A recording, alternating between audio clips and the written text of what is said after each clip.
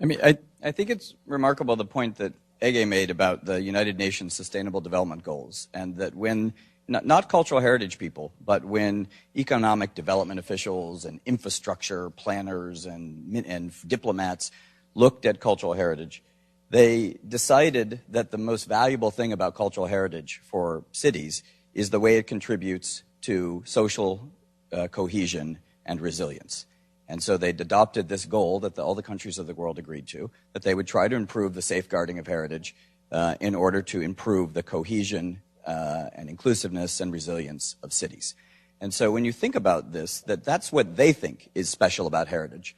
But how can heritage do that? How can heritage promote inclusiveness and resilience? You know, you can't just be talking about sandstone and mortar and brick if you're trying to accomplish these goals. So they obviously had a big idea about heritage. And so it frames the kind of values, the kind of outcomes that we're trying to set today. And it also, I think, is a good segue into what I think Carlton will now talk about, which is the intersection between conserving heritage and equity in the community. Carlton? Thank you, Andrew.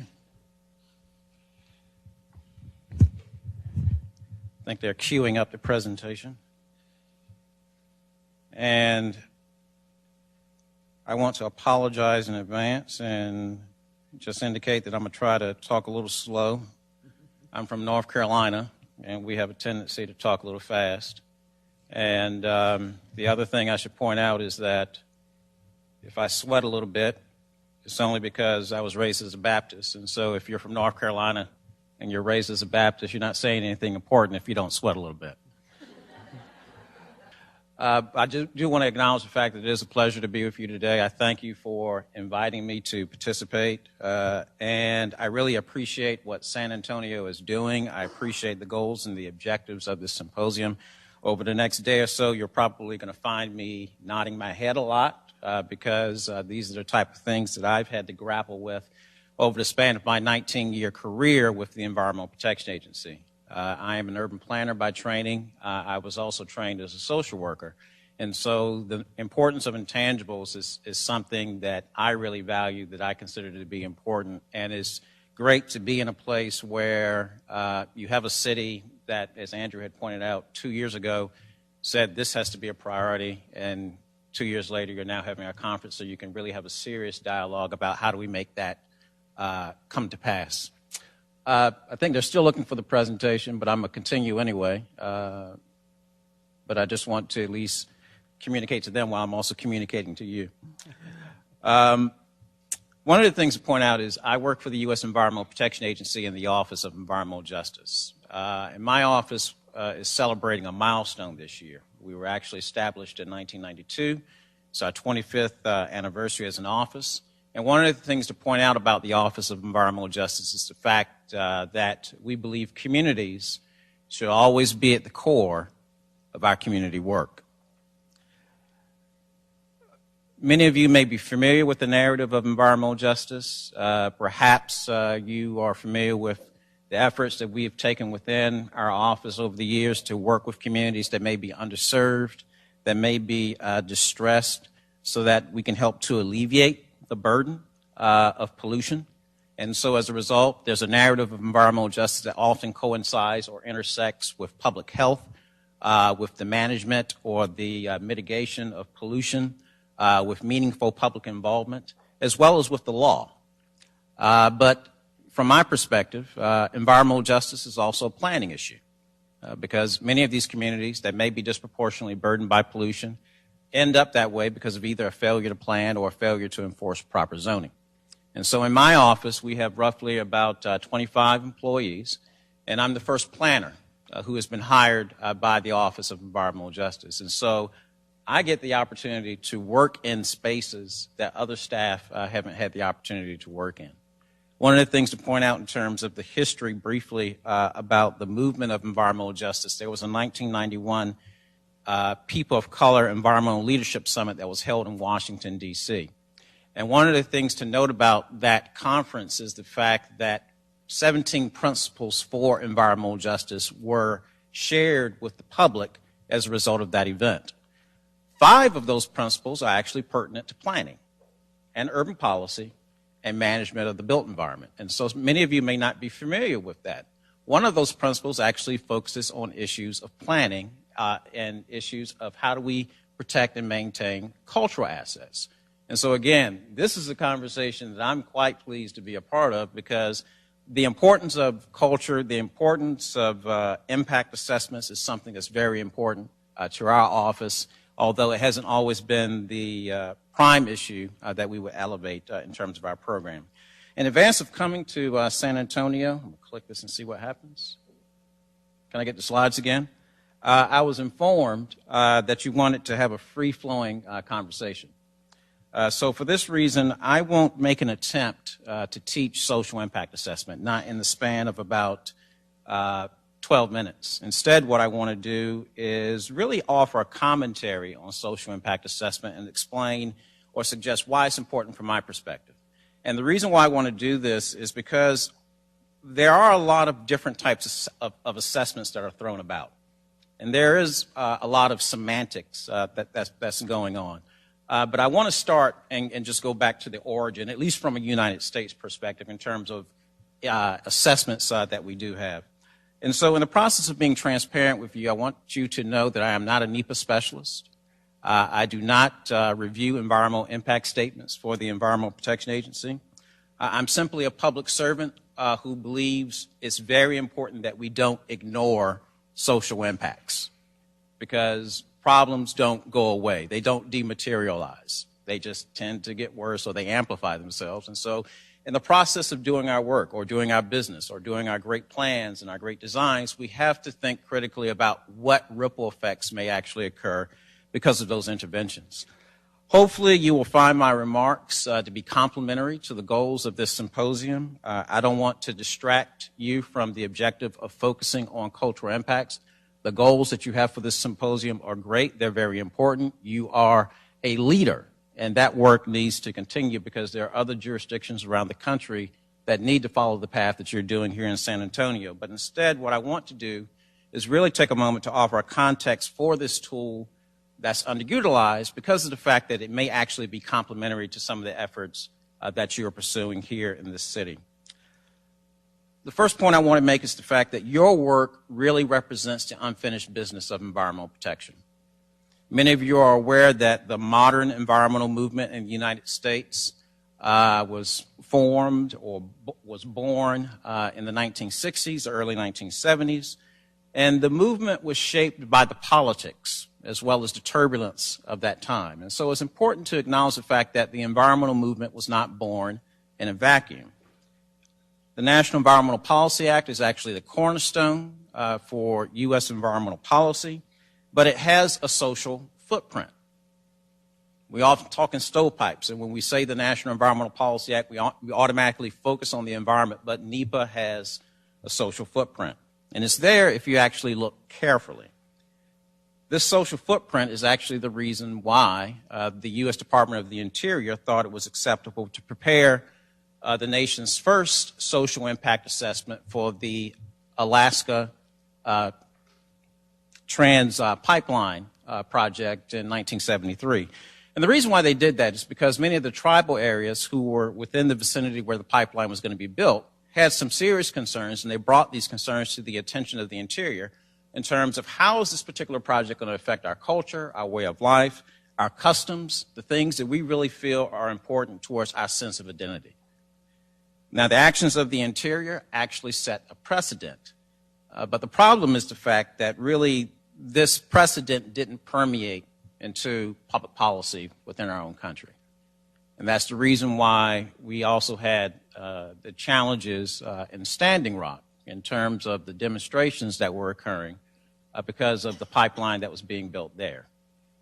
Within the span of less than 40 years, you have a new community, a new generation dealing with a pipeline, and yet the outcome is different. And so really the question is, how do we go from Alaska in 1973 to Standing Rock in 2016, where we all were pretty shocked and somewhat disgusted by some of the things that we saw that were occurring as persons amplified the fact that we have cultural assets, we have cultural treasures, we have sacred sites that need to be protected. And so one of the important things to note, again, is the fact that this historic context is important because there are subtle provisions within NEPA that emphasize the importance of being mindful and respectful of intangibles. And those subtle provisions are tucked away in between the lines of NEPA. And again, they're there if you look carefully. But the question then becomes, how do we make sure that we apply those in practice? How do we make them real? And an important thing to note, again, is the fact that as a nation, we are a country of 324 million people. We have citizens from all walks of life. And if we don't think critically about how to meet the needs of vulnerable populations properly, then we're going to fall short in ensuring that everyone has a safe and healthy environment in which to live, work, and play. As you have already alluded to, redevelopment is important, and particularly in the sense of making our cities strong and vibrant and continuing to ensure that they function properly. But we are also aware of the increasing reports and think tank conversations about increasing disparity, increasing inequality. And while these concerns may be a surprise for some, actually within the U.S. Environmental Protection Agency, we have been quite aware of some of these challenges for some time because the National Environmental Justice Advisory Council, which is one of the FACA committees to the EPA, brought these issues to the agency's attention as early as 1996 through two notable reports, one that was published in 1996 and the other one that was published in 2006. A couple of years ago, I went to a lecture that was offered by a colleague who was an attorney, and he explained that when students are in law school, the first two lessons that they learn is first, there's the law. And the second lesson that they learn is the fact that there are exceptions to the law. And the reason why I point that out, and I think it's important, is because what we find, even with NEPA, is the fact that there are too many responsible parties who want to be exceptions to the law. And the art of expediting the process really has become the new normal. And as a sociologist, as an urban planner who works within EPA, I have concerns about that because sometimes we have a tendency to develop a culture that's around being responsive to persons who may have a larger voice or a deeper pocket, and we may be inclined to expedite the process. But what that leads to is a challenge in the sense that we reward bad actors, but we may penalize people who actually speak up. One of the things I just want to draw to your attention is the fact that in the span of the 19 years that I've worked at the EPA, I've started doing more work on issues pertaining to social equity. 12 years ago, I had a tipping point in my career, and I started to focus more so on issues of equitable development. Equitable development really is a place-based approach for encouraging environmental justice. I know many of you are familiar with place-based conversations, whether it be the new urbanism or livability or smart growth. Equitable development is simply a place-based approach for advancing those particular goals. And in the process of working on this issue, I took the time actually to frame what I thought were principles or commonalities that are found in places that are actually proactive in guiding the changes that occur within their communities rather than reacting to them. And of course, one of those principles is heritage preservation. And the reason why it was included as a principle is because we all know persons value the stories, the institutions, the cultural assets that give their communities a sense of place. Old buildings are great. I have a house in Washington, D.C. It was built in 1905.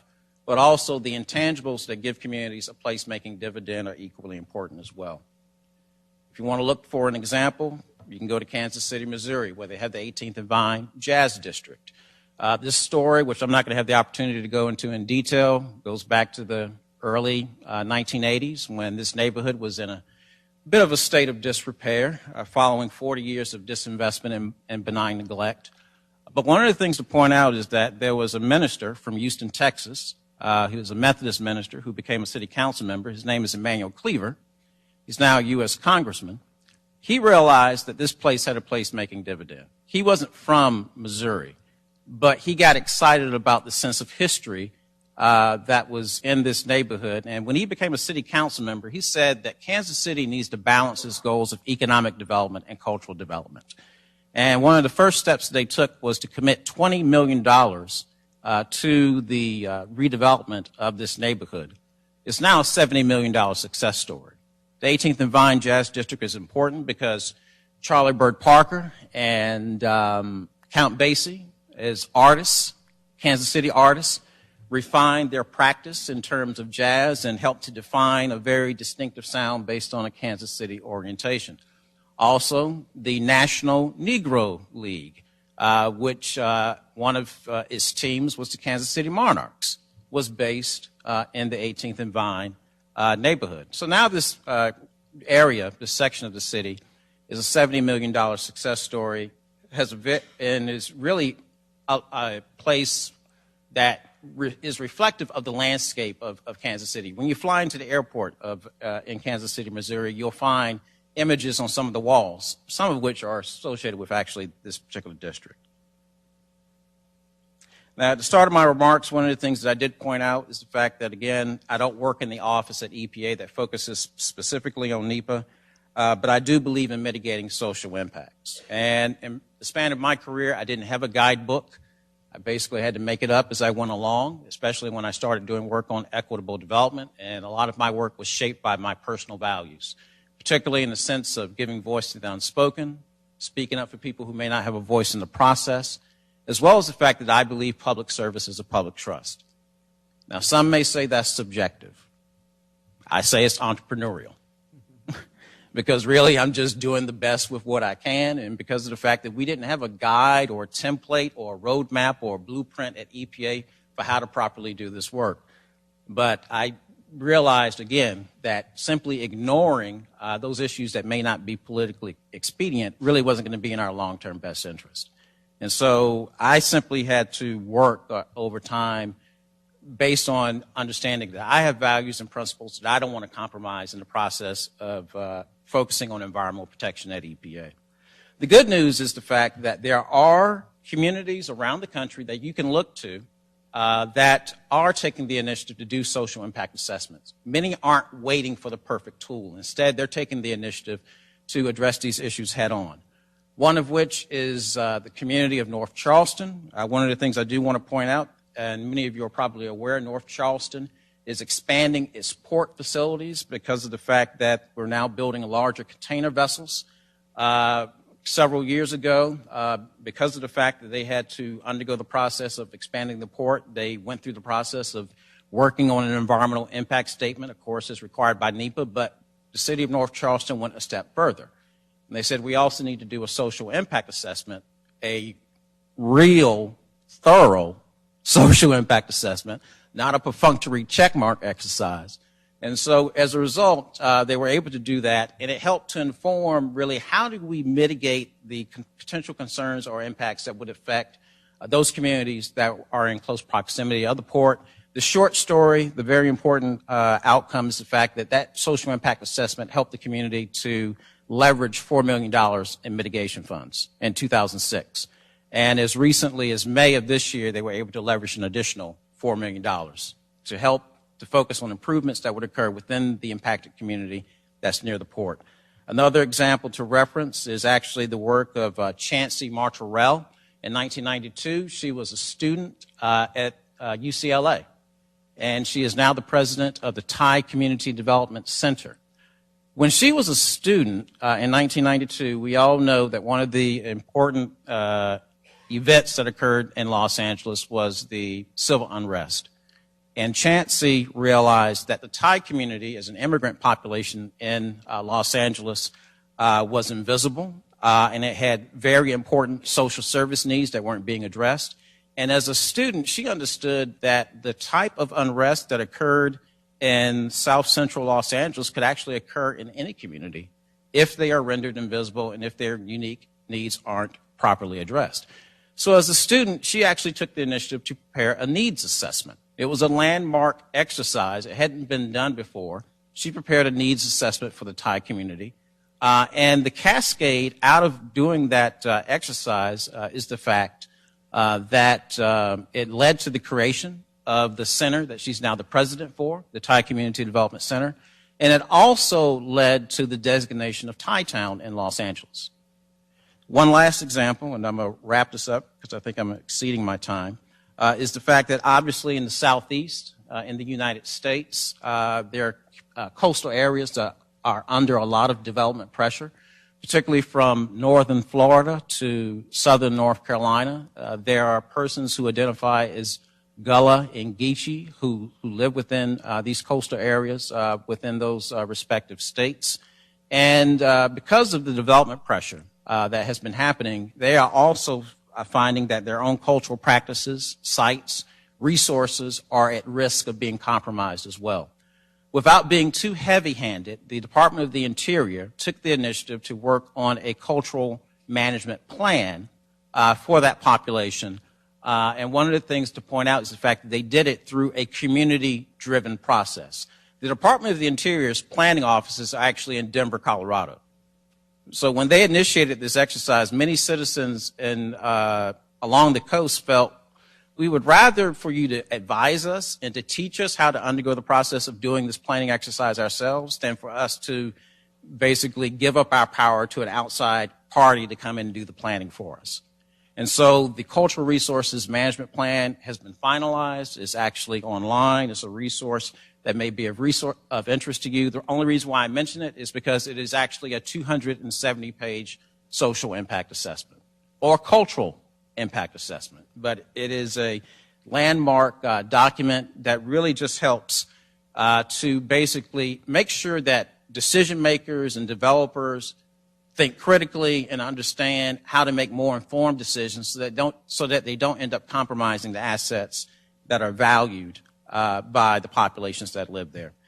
If you're not aware, there is a 2003 report that focuses on principles and guidelines for social impact assessment in the U.S.